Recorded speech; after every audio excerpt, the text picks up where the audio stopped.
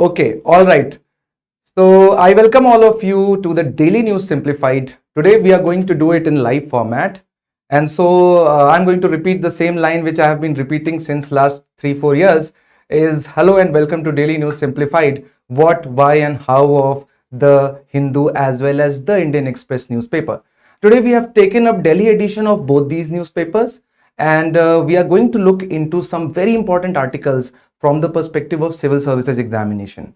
So before moving ahead, let me first briefly give you a brief as to what are the news articles that we have picked up today, and I'm also going to let you know why we have picked up these news articles. Okay, so as you can see from the perspective of mains examination, we have picked up irrigation focus as India moves towards driest ever August, which has appeared on page number 7 in The Hindu.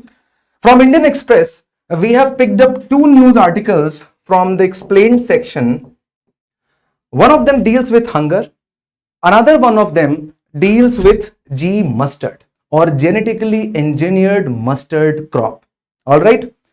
These 3 news articles we are going to look into detail from the perspective of mains examination. We are going to look into why they are important, which syllabus of GS 1, 2, 3, 4 they map into. And then later on, we are going to cover 2 specific news articles from the perspective of prelims examination. One of them deals with the new initiative of the RBI to make it really effortless for the people to easily borrow loans from the banks. And the second one is the Katchatheevu island, which is mainly important from the perspective of map location, but is you can say it's an important stumbling block between India and Sri Lanka relations. All right. Is this point clear to everyone? Okay.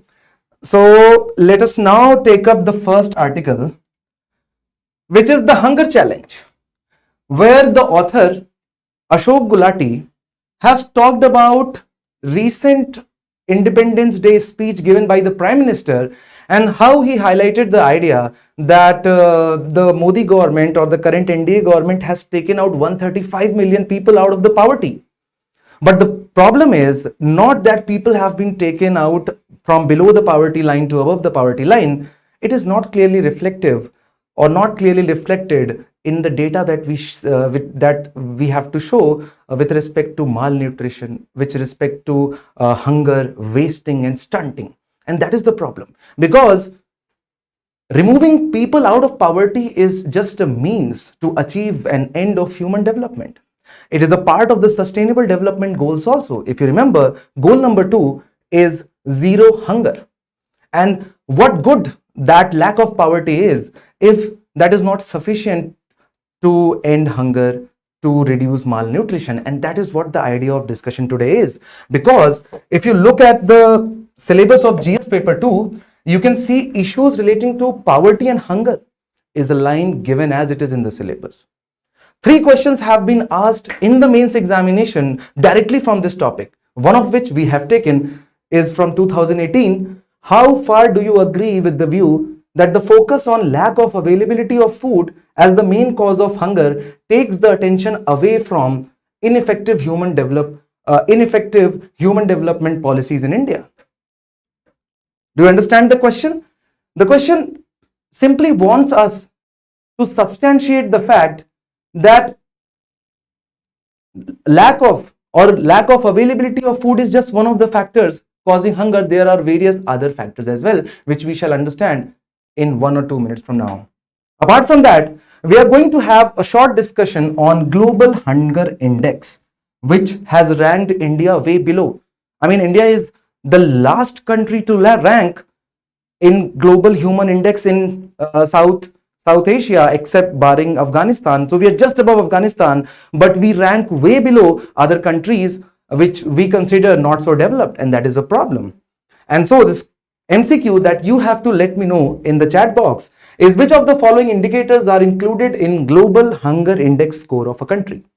So I will wait for your response in the chat box. We shall have this discussion, but it will be a good starting point if you can just take a guess as to which of the following indicators are included in Global Hunger Index score of a country. Do let me know in the chat box what do you think is the right answer.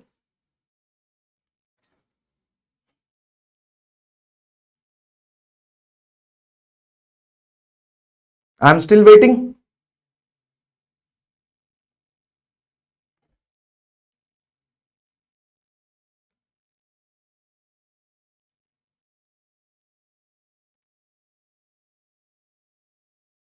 Okay, so it seems that you guys are going to benefit a lot. No, Srivatsa.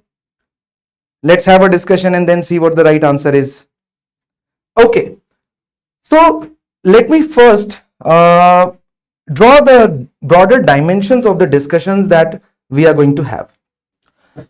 When we look at the word hunger, it is important for us to understand what hunger is.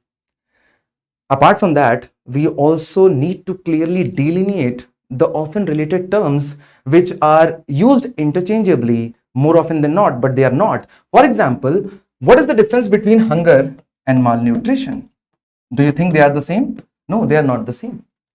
Once we understand this differentiation, it is important for us to understand what actually causes hunger.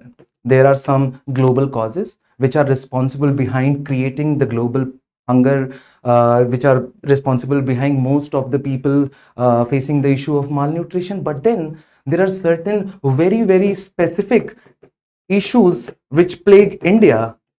And so we are going to understand both these differentiating causes. What causes hunger globally? But what are the specific causes responsible in case of India? Is this point clear? And then we are going to look as to what the government of India is doing. Because once you understand the causes specific to India, then only you can appreciate what kind of multi-dimensional effort the government of India is putting behind to end hunger, to end malnutrition, and various forms or various manifestations of these two often related terms. Is this point clear to everyone? Okay. So before moving ahead, from the perspective of prelims examination, you should know that the sustainable development goals, the goal number 2 is zero hunger. Let us know in the chat box what is the SDG 1. Okay, and why from the perspective of this particular mains this topic becomes even more important is the fact that since last 2 reports, global hunger indices, India has been ranking very low, to which the government of India does not agree.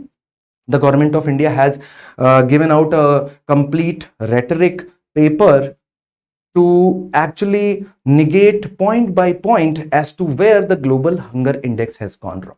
Okay, so from the perspective of prelims as well as mains examination, these two set of information is important. Whenever you start an answer on malnutrition, on hunger, never forget to mention SDG number 2 and also global hunger index. Okay, all right.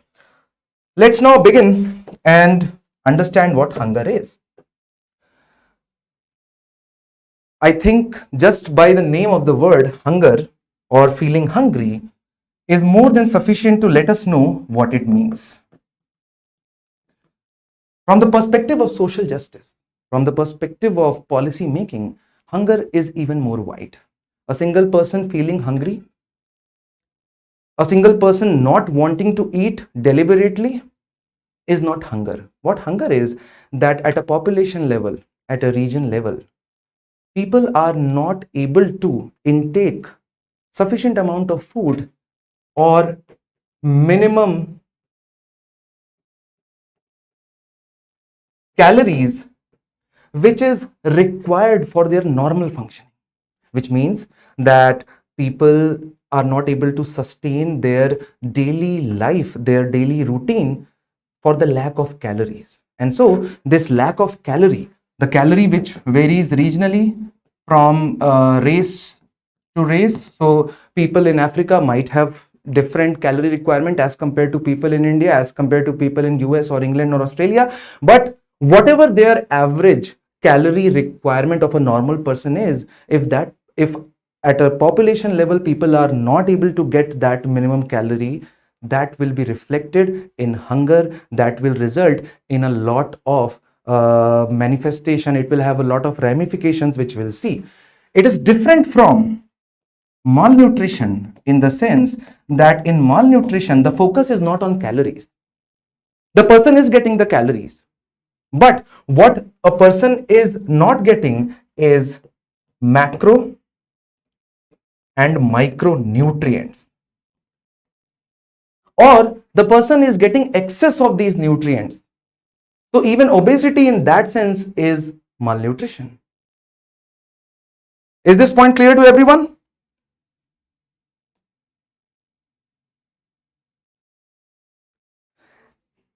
And so you can clearly understand that if we have to draw this distinction, all hungry people will definitely be malnutrition, but all malnutrition people might not be hungry. Is this point clear?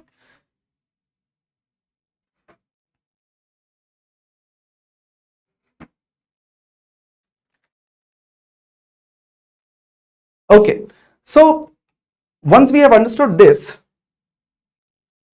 let us see how it is reflected, especially the malnutrition. So you can see on the board, we have different graphical representation of people. The normal person that has been categorized on the board is a person for each and specific region and population that is considered to have the right kind of weight for that particular age, and along with that, that person has a normal height. That this normal height and normal weight will again vary from one population to another. But whatever this normal is, another person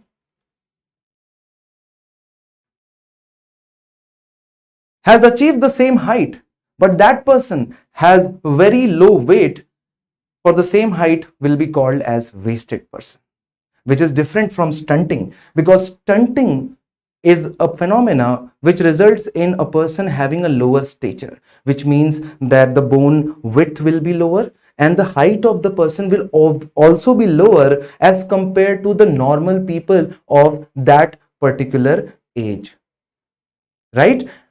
So low weight, wasting, WW, lower height, narrowed stature means stunting. And you can see that the short term or acute hunger, like the deficit of the food for very short period of time, 2 months, 3 months, 4 months, inaccessibility to food, lowers down the weight. But multi-generational malnutrition, the malnutrition which is faced by first generation, second generation, third generation, results in overall reduction in height. And so in a population, if we see stunting, or in a group of people, if we observe stunting, we should be clear of the fact that this is the area, or this is the population which has faced chronic hunger. Is this point clear to everyone? Online people, please let me know in the chat box, is this clear?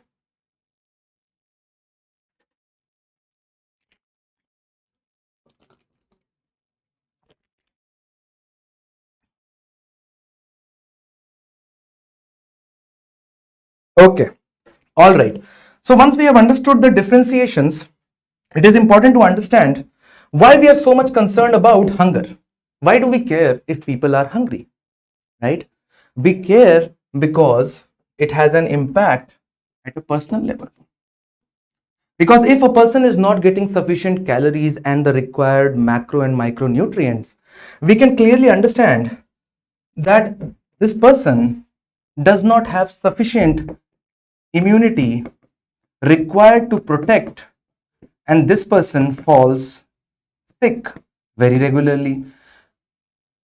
When this person falls sick very regularly, the problem is that there is a problem in the cognition.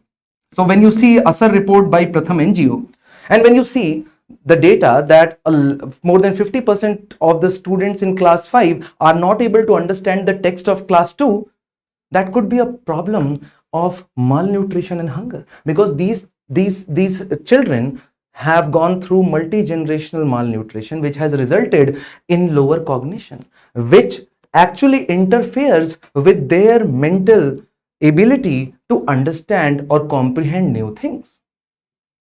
So it's just not a problem that we are not teaching our students, our children, the right way in our schools. That is also a manifestation of multi-generational malnutrition, because that has interfered with the development of the brain itself.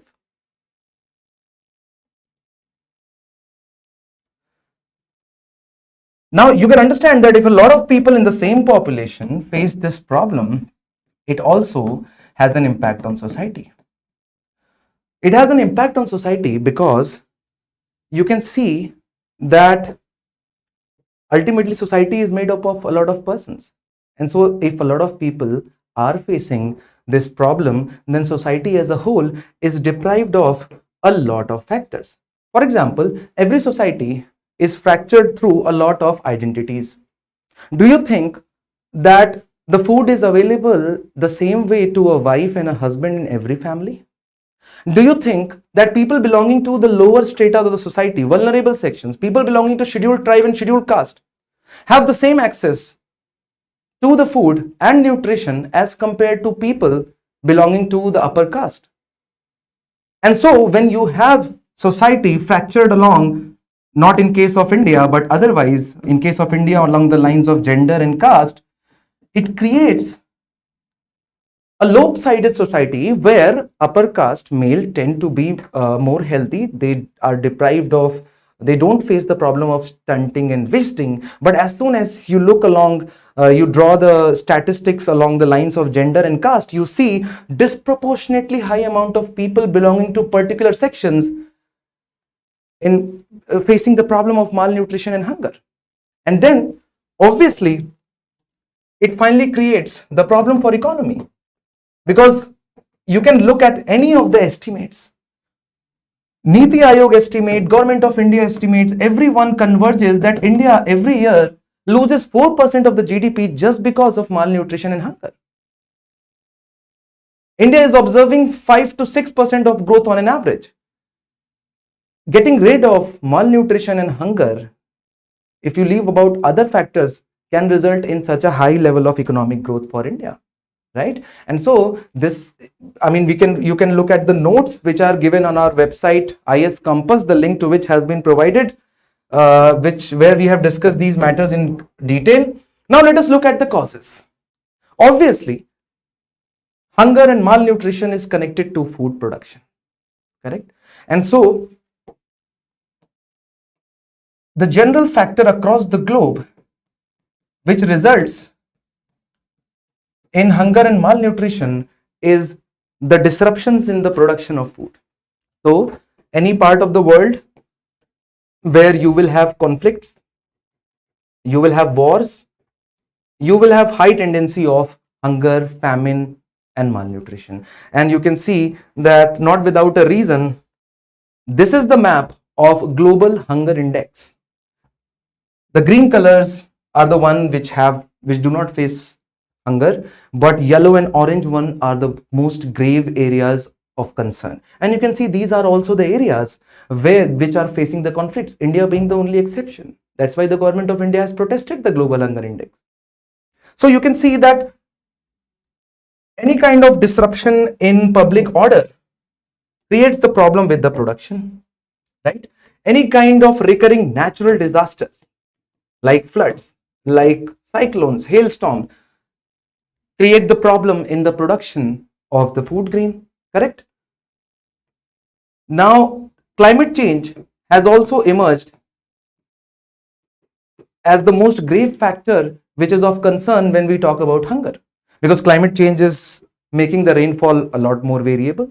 It is changing the rainfall pattern across the regions.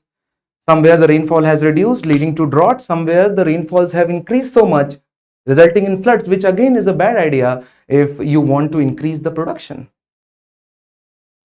But it's just not the production which is responsible for the hunger.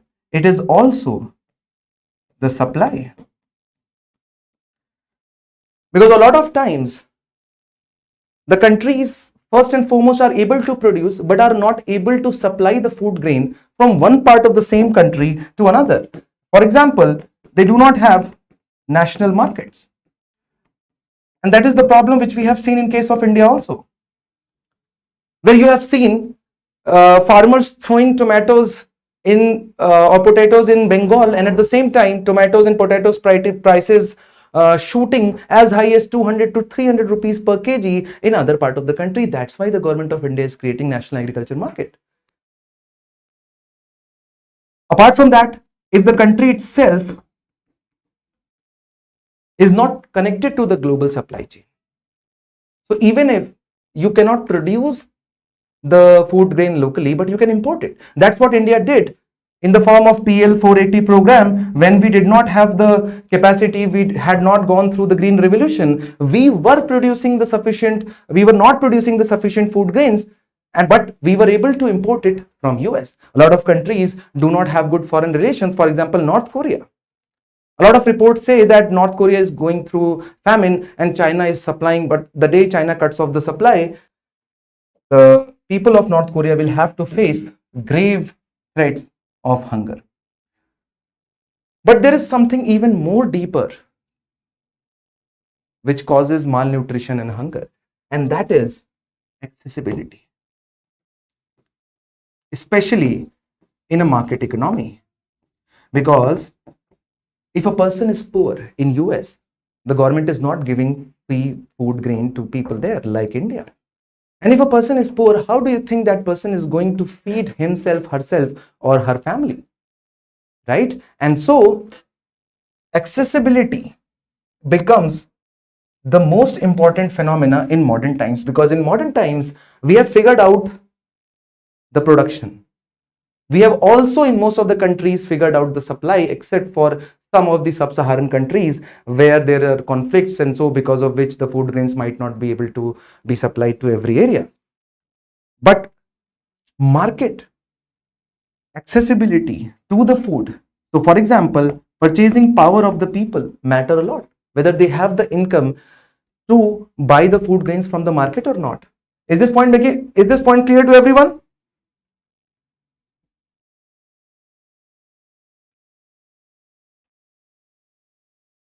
Online people, is this clear?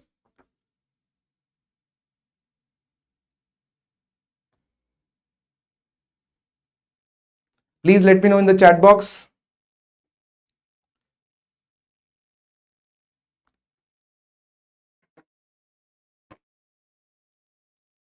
Okay, Umesh, thank you. Abhay sir, then while writing answer, do we? Yes. No, you don't have to agree with the data. You just have to put the government's. Anyways, so we'll come to that. Purchasing power, poverty, social status, everything matters when we talk about the access to the food grains. But as you can see that in case of India, the production is not a problem. We have surplus production. We have built up a buffer stock which is sufficient for next 3 to 4 years. Those are the buffer stocks which we utilized when in case of COVID. We also don't have the problem of supply chain. So what we are basically lacking is the issue of accessibility. And so in case of India, the causes vary a lot when we consider or compare India globally, correct? So let's now quickly discuss what are the causes which are responsible behind creating malnutrition or hunger in case of India, right? So first is that you need to appreciate the idea that hunger or malnutrition itself is a very multi-dimensional concept. And it is just not about not having access to food. It is just not about not being able to buy food. But for example, if you do not have access to clean water or sanitation, what will happen is that even if you have access to food, you will fall ill, you will fall sick because of diarrhea very regularly.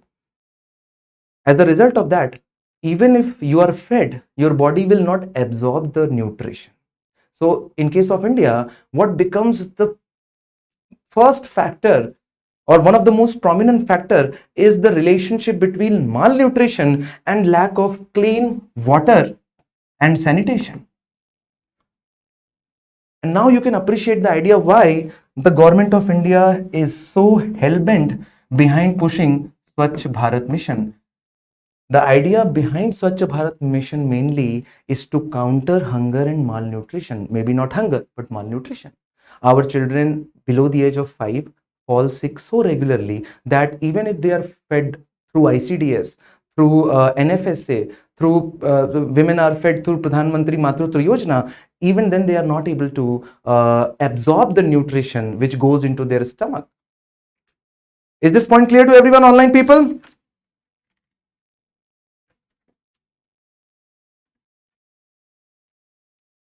Right? Okay. Then, as we have already discussed, the societal factor. Because in India, on the basis of caste, there has been such a historical discrimination that there is a deprived section on the basis of caste, right? So, on the basis of hierarchy, the scheduled caste and scheduled tribe people have the least amount of access to any kind of resource.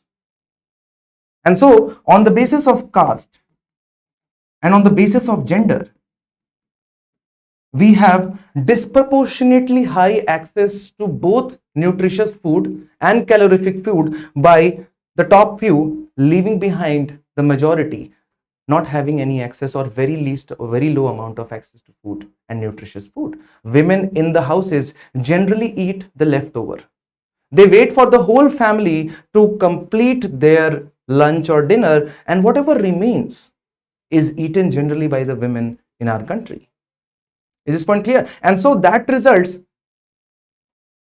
in multi-generational deprivation, because women are the ones going to give birth to the next generation. If women themselves are deprived of the nutritious food, how do you think that the next generation would be devoid of malnutrition, would be healthy, would not face any issues related to like stunting and wasting? That is a problem.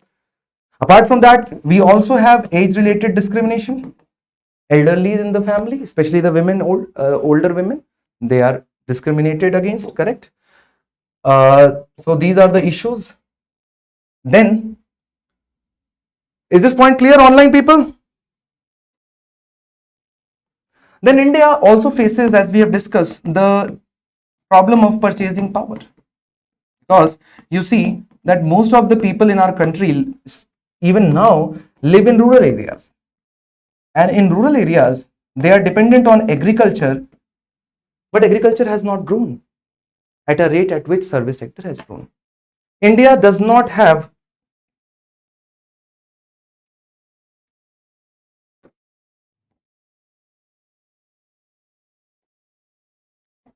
still India is waiting for manufacturing revolution, and because of that we are not able to absorb unskilled labor.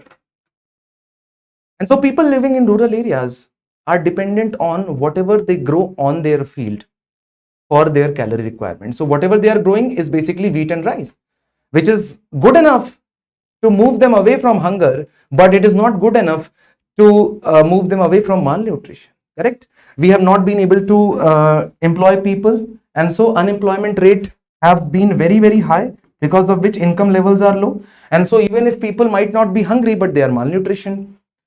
India has observed very high rate of food inflation.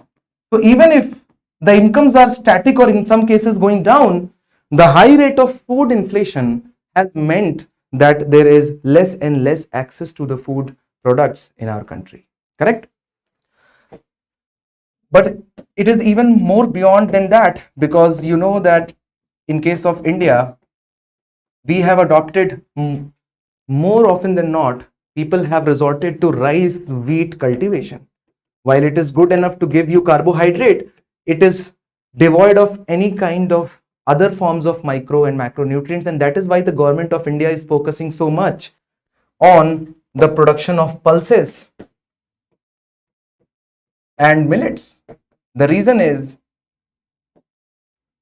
that the government wants the citizenry of the country to consume nutritious food. That's why the government is hell-bent on food fortification, so that whatever food you get, it could be plain rice, it could be plain wheat, but it should be carrying sufficient amount of vitamin A, vitamin D, vitamin E, so that you don't have to rely upon other products.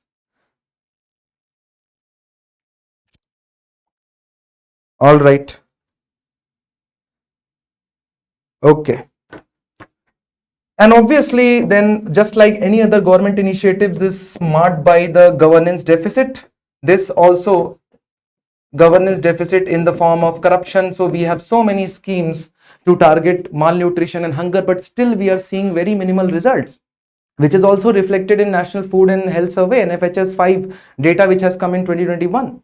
So we have corruption, we have leakage, we have all sorts of problem, and of course we have a problem of wastage as well. Some data put the amount of food which is wasted to 30 to 40% every year. So if we could find some way to channelize this food, or we could actually forecast which food is going to be wasted, before that we can divert it to the needy people, nothing can be better than that. So these are the causes. This is the global hunger index, and 3 people I think had marked the right answer as D, because if you look, global hunger index divides the components in 3 parts.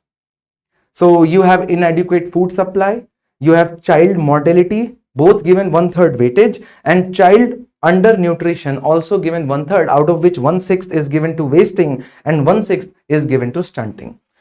Apart from that, if you look at the Indian data, NFHS 5 data is more than sufficient to show that even though the claim of Prime Minister could be right, but the claims, but we are not observing the changes when it comes to stunting and wasting.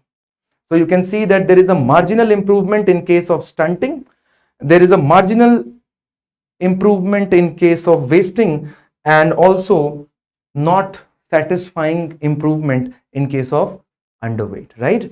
The government of India runs these schemes. Go through the notes to find about them. Poshan 2.0 is a targeted program to strengthen nutritional content, delivery, outreach, outcomes. We have legally binding obligations in form of National Food Security Act, where the government of India has committed that 67% of the people will be enabled minimum calorific as well as nutritional supply of food. We have Pradhan Mantri Matru Vandan Yojana and integrated child development scheme, which apart from trying to improve the educational outcome, also focuses on some minimum level of calorie and nutrition impartment to the students, to the children below the age of. What is the upper age of ICDS? Let me know in the chat box. Online people.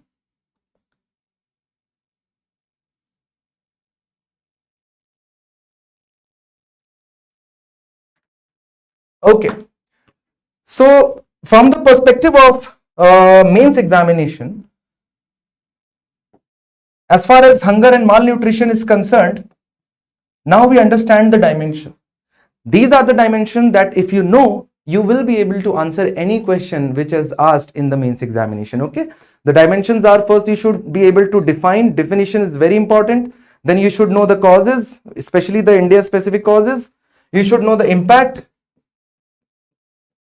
And you should also know what the government of India is doing to target the malnutrition.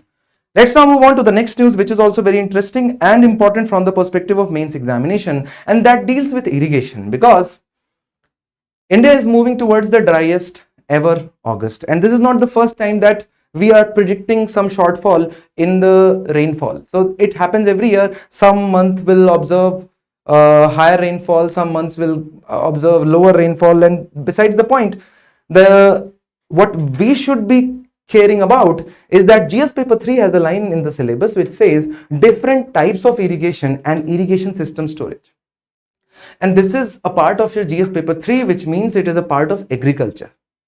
So irrigation, why is irrigation important to begin with, or even more basic than that is, what is irrigation? Why do we need irrigation systems in our country, right? What are the different kinds of irrigation system, and again what the government of India is doing to improve the irrigation system in our country. Is this point clear, online people?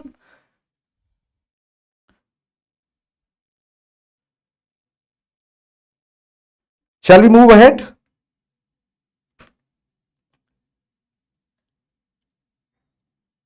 Please let me know in the chat box, should we move ahead and quickly cover remaining 3 topics?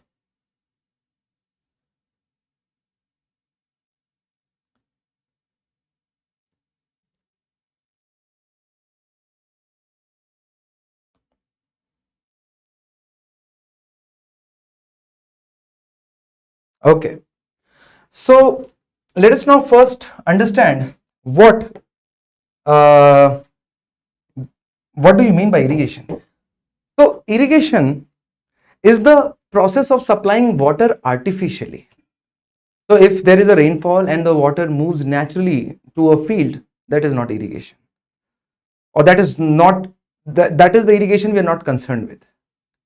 It is the human intervention, it is the anthropogenic intervention which enables the water to AK move faster. Okay, AK, I'll be fast.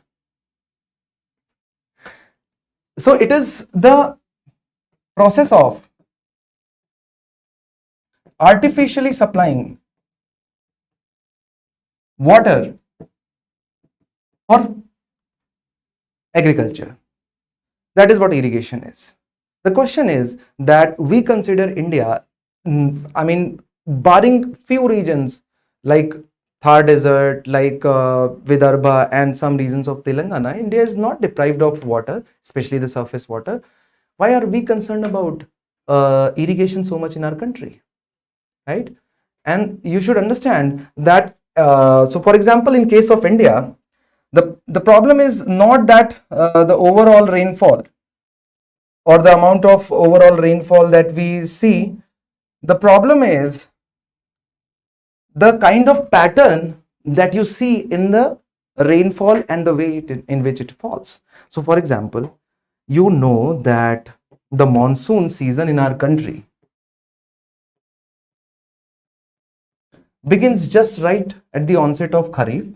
So we can generally it's June to October, November, but for all practical reason, it generally begins in July and ends in October.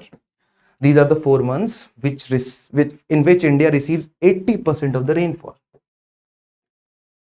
Rest 20% is scattered throughout the 8 months. So you can see that rainfall in India is temporarily localized.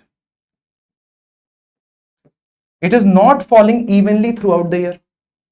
Now the problem is that even when it is falling for the 4 months, it is disproportionately high in some of the regions. So for example, here it is disproportionately high west of the Western Ghats. It is disproportionately high in northeastern region, and it goes on depleting henceforth. So it is not only temporarily localized, it is also, you can say, spatially localized. That is the problem. So it is not only not available throughout the year, even when it is available, it is not available every year. And so it creates the problem of access to water. Now, even during those 4 months, you have a lot of variability. And the problem is that the variability is higher in the region where the rainfall is low. So the areas which are receiving higher rainfall have low variability. The areas which are receiving less rainfall have higher variability. And that creates a confusion, that creates a problem in the mind of the farmer as to whether to actually cultivate a crop or not, because of which India has not been able to extend the net sown area.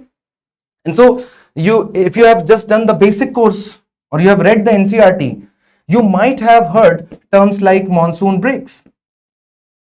The problem is that you cannot tell rice crop that please wait, do not grow for next 15 days because we are not going to have a rainfall for next 15 days. Once you have sowed the seed, they need regular supply of water.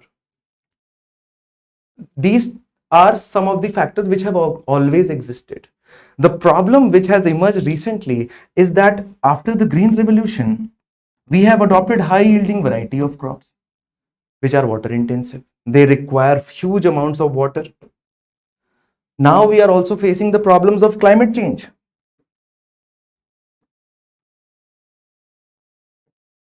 Which again increase the uncertainty, and to immunize our agriculture sector against such uncertainties, what we need is the water available to all the crops, har khet ko pani, and also per drop more crop, right? And so if you look at the different kinds of irrigation systems, we have well or borings, tube wells in one category.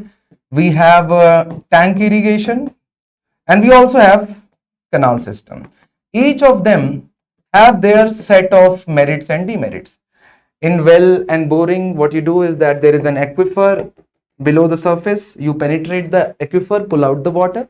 The good thing is that it is localized, it is very cheap, it actually brings out a lot of fertilized water which has some of the naturally occurring nutrition like nitrogen, calcium available plugged out of the groundwater. The problem is that it also goes down dry very soon, and also a rich person having more capability to withdraw water reduces other people's access to water, because once you suck up all the water, you are depriving other people, you are taking away other people's water. That is the problem. Tank irrigation, where you construct a tank on the surface, is also a very good way of irrigating. Let the rainfall fill the water or some natural drainage fill the tank, and then mechanically drive this water away from the tank throughout the year, and whenever you need the water, it is available. The problem is that it is open, it dries up quickly, right? And apart from that, the problem is that it cannot be used in an area which do not have igneous rocks. So it is very difficult to create natural tanks just by digging in plain areas having alluvial soil. And that's why when you see this graph, you can see that tanks have been plotted with the check, and you will see that only in the Dharwar region you have the tanks, not in North India, because North India is deprived of that kind of surface which can hold the water for long. You need impermeable upper layer of the soil in order to carry or contain the water for a very long period of time, correct? And then finally you have canal irrigation, which is obviously you stop the flow of the water through a natural stream and divert it.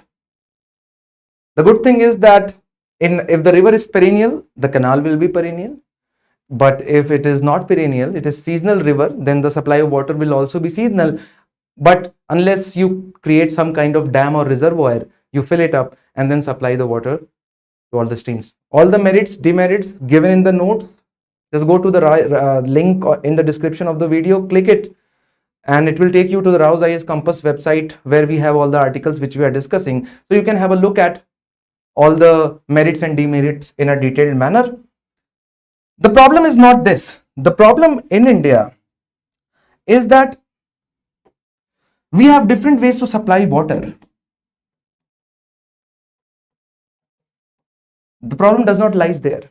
India has natural rainfall, India has the tank irrigation, India has canal irrigation, but India has not been able to utilize the potential of the irrigation in our country, correct?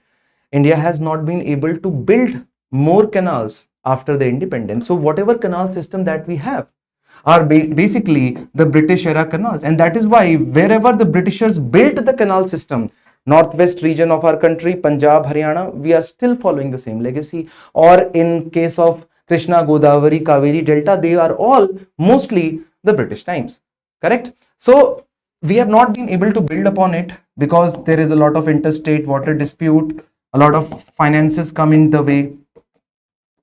The exchequer requires a lot of expenses. It requires a lot of expenditure on behalf of exchequer, the government of India or the state governments, correct?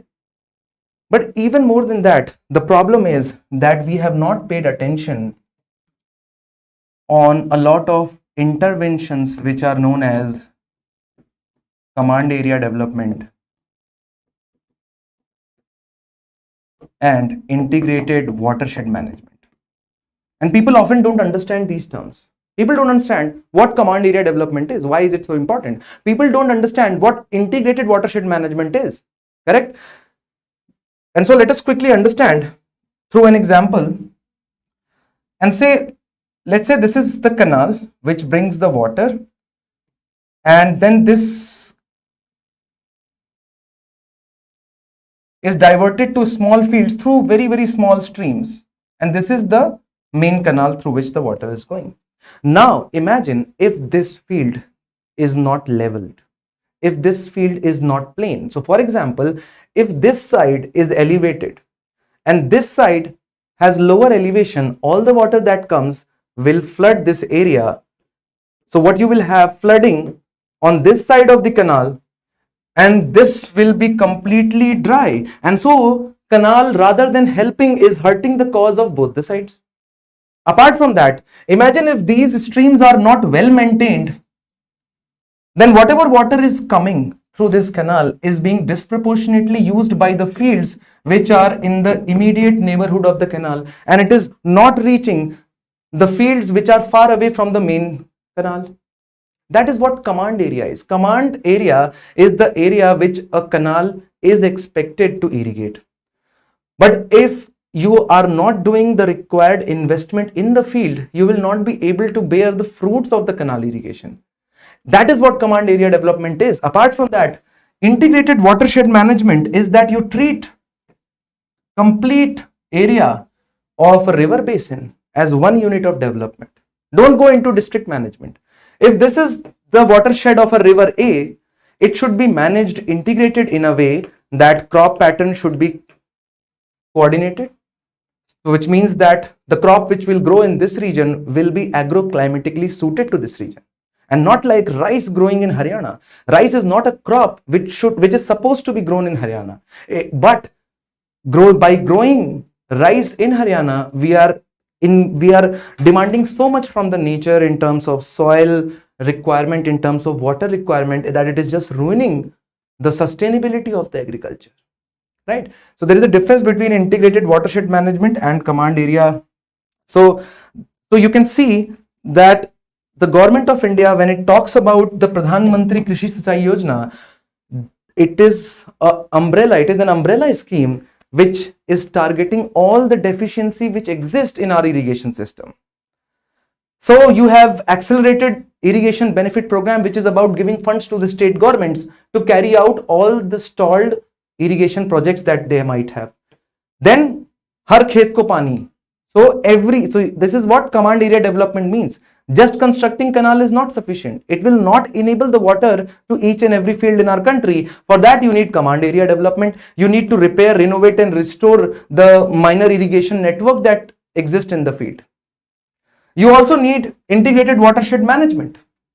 In order to do all this, you will need Manrega. And once the field has the water, then you have to increase the water use efficiency. So the same 1,000 gallons of water in a particular field can result in more production of crop, or production of more crop. And that is what micro irrigation means: per drop more crop. From the perspective of prelims examination, remember that Pradhan Mantri Krishi Sinchai Yojana is not a scheme of a single ministry. It is a coordinated effort of Agriculture Ministry, which just looks after per drop more crop component. Ministry of Jal Shakti, or erstwhile Ministry of Water Resources and River Development, looks into accelerated irrigation benefit program and Har Khet Ko Pani, and rural development looks into integrated watershed management. Is this article clear to everyone? Please let me know in the chat box.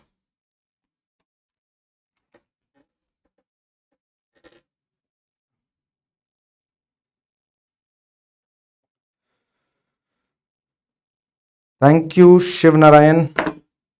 Okay, let's move now quickly to 3 articles which are important from the perspective of prelims examination. And this deals with genetically engineered mustard. You have to let me know the answer of this question in the chat box. Consider the following statements. Statement 1, genetically engineered crops are those which necessarily have genes from another species. Second, clearance of the Genetic Engineering Appraisal Committee is mandatory for the environmental release of transgenic crops in India. If you don't know the answer to this question, not a problem. Through this discussion, you will be able to answer this question. Okay. Quickly, I will cover the main concept here and you can read about it. This is what you see is mustard, not the Varuna mustard, which will understand what it is. These are the seeds that you see over here. From the seeds, we extract oil, and whatever remains after oil becomes the cake, right? And this is what happens in case of any oil seed, right? The problem with the sunflower is that it has a particular chemical compound, glucosinolate, because of which it has a very it has a very acquired taste. I mean, not if people have not tasted it since their childhood, they are not likely to consume it because of this chemical.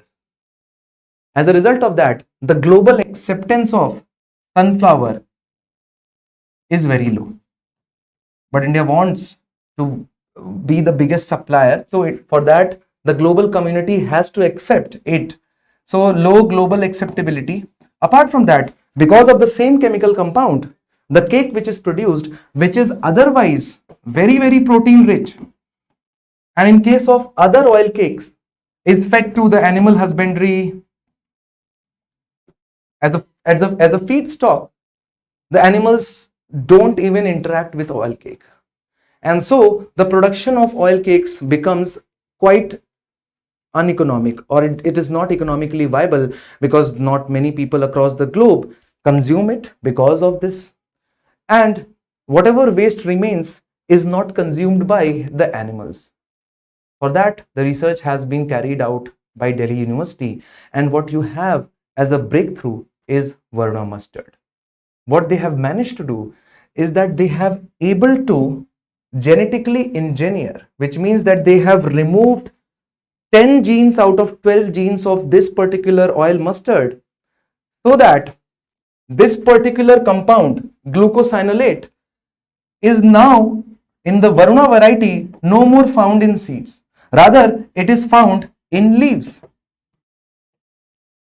which means that the seeds that you get is devoid of this bad chemical, which is not liked by people, which is not liked by animals, right? But it is important for the plant because it is also a part of its defense mechanism. So you cannot get rid of this particular chemical. Is this clear, online people?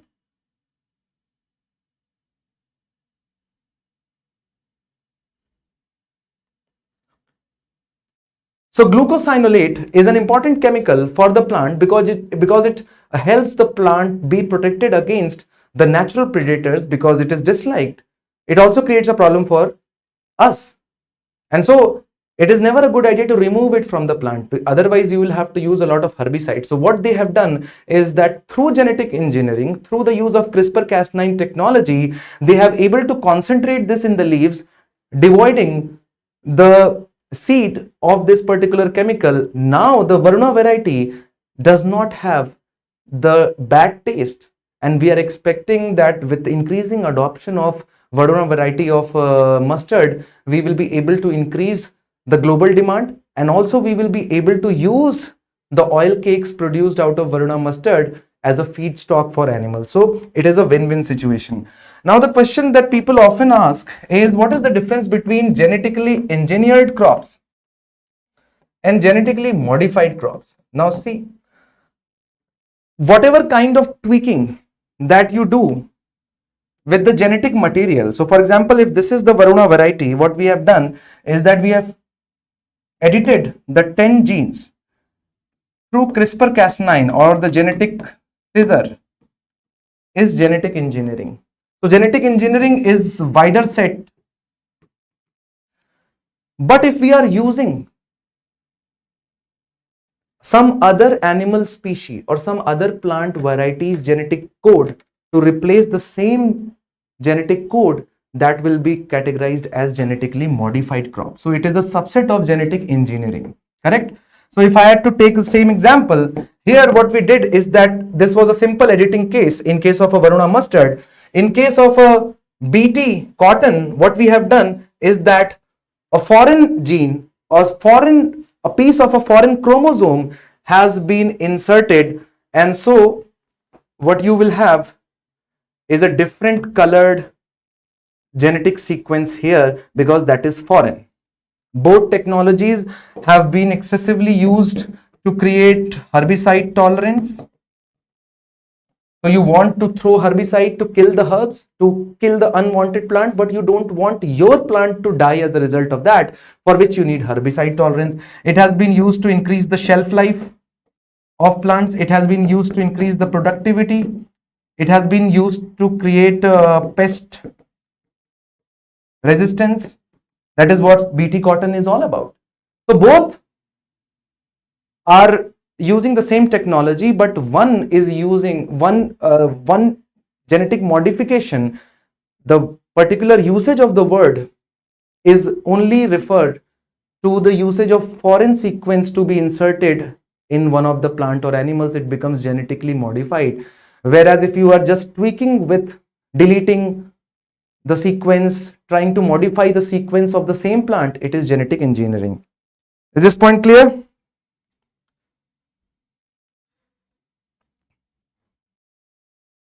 Okay, let's now quickly cover two more topics. We have, this is an article that RBI has come up with new pilot for frictionless credit. Credit is important for us. Also, credit is important for the banks, because banks earn from the credit that they give. So for example, if a person A goes to a bank for borrowing, the bank is not going to give out the money so easily. They need to do what is known as credit appraisal. And credit appraisal is a very technical and a tedious process as of now, because you need to have the data on PAN, you need to have data on Aadhaar, you need to have data on land record, especially if it is MSME or rural area loan. You need to have data on that person's credit card details and other banking details.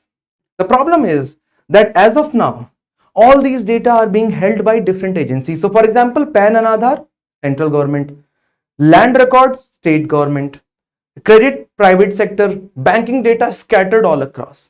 What RBI is doing, just like UPI, trying to bring all the details on a single platform. And that, just like UPI, is an API. It can be used in any application. It can be used by anyone just by the permission of the RBI, right? Because you can understand that this creates a lot of problems in the way of credit creation. And if you don't give out credit easily, you don't let the economy grow easily, because economy runs on credit, correct? And so not only, I mean, it is a win-win situation for both borrower, because of the single unified platform with all the details, a lot of new people will be financially included. At the same time, the bank's credit appraisal will be more precise, and it will also take less amount of time, which means less of expenses incurred on the behalf of the banking institution to lend out the credit. So from the perspective of prelims examination, this is an important news. Just remember, go to the notes of Compass to see these notes exist there. The last article for today is Katchatheevu Island. All of us know what Katchatheevu Island is. Rahil, in genetic engineering, do we edit the whole? Wait a second. I'm not able to see the chat box.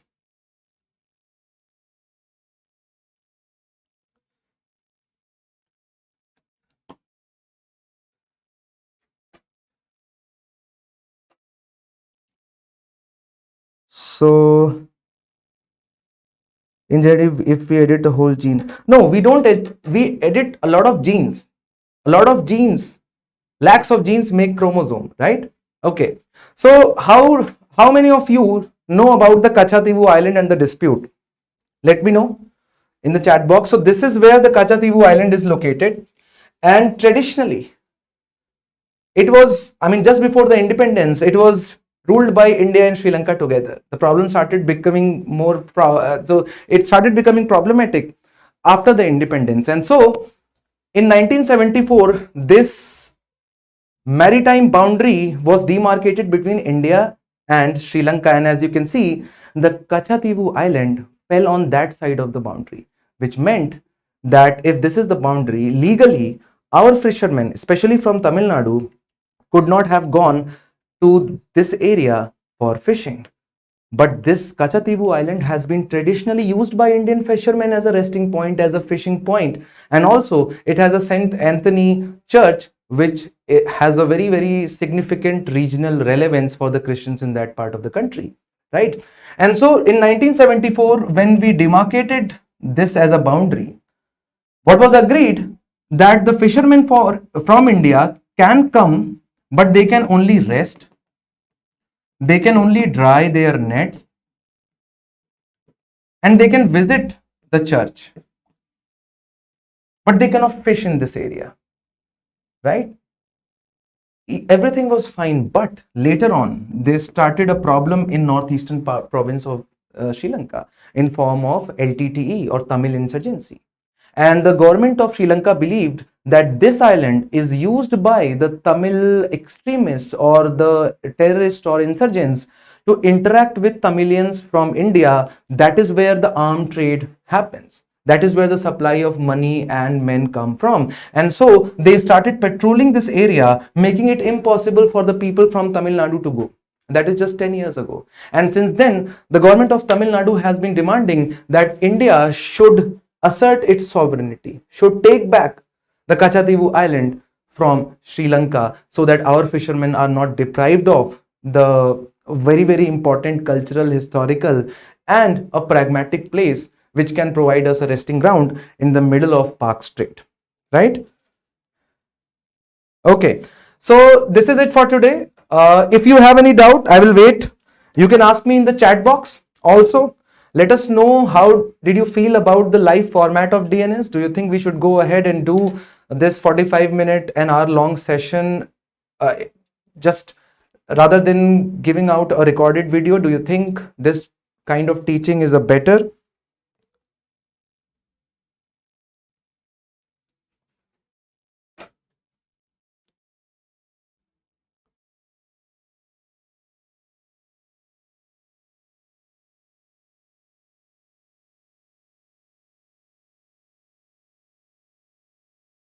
If you have any doubt, you can ask me in the chat box, please.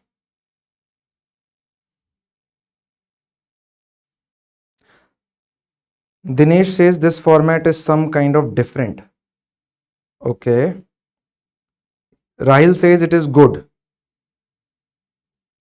All right. Lekni says it is nice.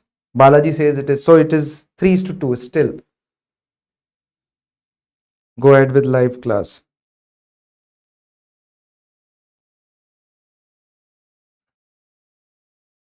Okay, all right. So if you do not have any doubt, we will end the session here. And this is not a answer writing practice, that is quality improvement program. So we are not going to do live answer writing sessions. We have already finished our quality improvement program for mains. Mains revision classes are just over last week. So this is just a current affairs video. We are going to take up important articles from the Hindu and Indian Express.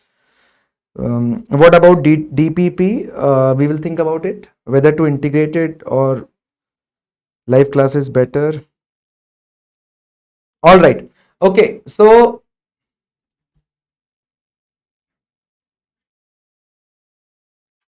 all the best. We'll meet again.